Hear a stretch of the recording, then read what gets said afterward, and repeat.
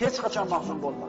Chunki qayg'u seni o'tmishingdan bezovta qilib, kelajakdan xavotirga soladi, oqibatda bugungi kuningni yo'qotasan. Hech qachon mahzun bo'lma.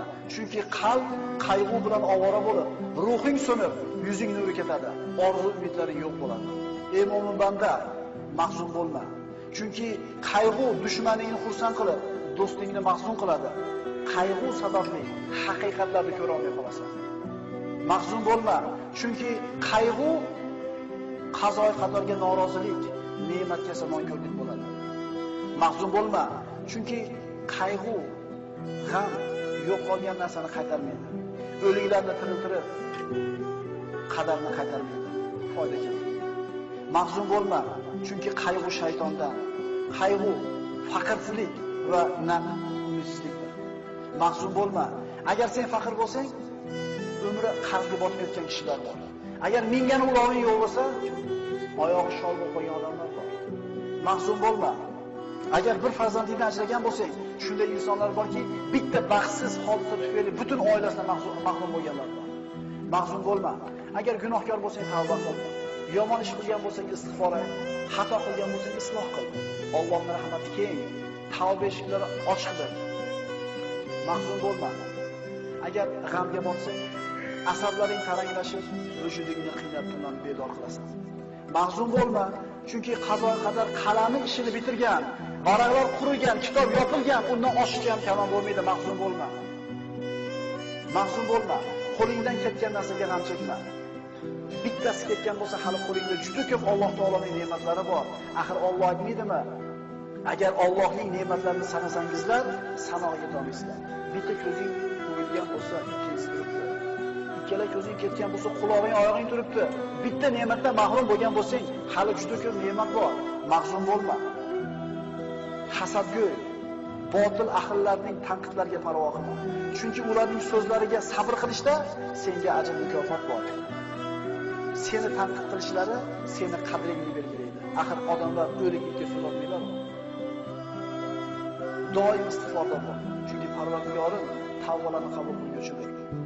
Alloh aytadi Isoga bandalarga: Parvardigoringiz Allohdan mag'firat so'ranglar.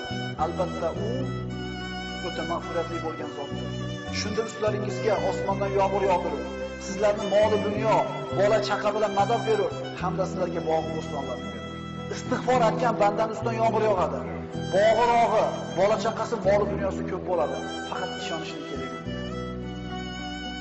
Mahzun bo'lma. Kasallik albatta ketadi. Musibatlar albatta ko'tariladi. Gunohlar kechiriladi, qarzlar uziladi, mahbuslar ozod bo'ladi. G'oyiblar, ketganlar albatta qaytib keladi. Osiylar tavba qiladi. Albatta yomonlar jazosini oladi. Mahzun bo'lma. Mahzun bo'lma. Modomiki odamlarga yaxshilik qilar ekansan, albatta mushkullaring hal bo'ladi. Chunki odamlarga yaxshilik qilishlik insonning o'zining mushkullarini hal bo'lishiga sabab bo'ladi. Mahzun bo'lma. Chunki sen qilgan bitta hasanat uchun 10 dan tortib 700 gacha ajr beriladi. Balki undan ham ko'proq. Lekin qilgan gunohinggacha bittagina jazo beriladi. Mahzun bo'lma. Senda eng katta ne'mat bor. Chunki sen tavhid kalimasini aytganlardansan. Aqli qilasan, musulmonsan, qo'lingni duoga ko'targan kishilardansan. Sen mahzun bo'lma. Mahzun bo'lma, chunki sen hayotning yengil og'ir, issiq sovuq, faqir boy holatida ham foyda ustasan. Rasul aytgan-ku, mo'minlik ajablanadi. Qanaqa kun kelmasa uni foydasi bor. Yaxshi kun yesa Allohga shukr qiladi, savob oladi. Mashaqqatli kun kelsa sabr qiladi, yana savob oladi. Bu faqat kimga berilgan? Mahzun bo'lmaydi musulmon odam. Mahzun bo'lma. Axir senda Qur'on bor, zikr, duo bor. Axir senda namoz, amr ma'ruf, sadaqa, boshqa savobli amallar bor. Boshqalar yo'q bu narsa.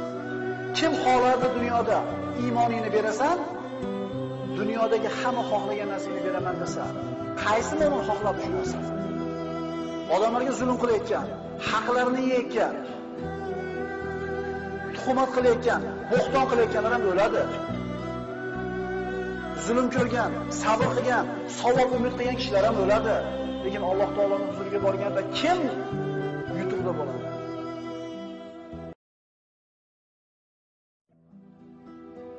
Hech qachon mahzun bo'lma. Chunki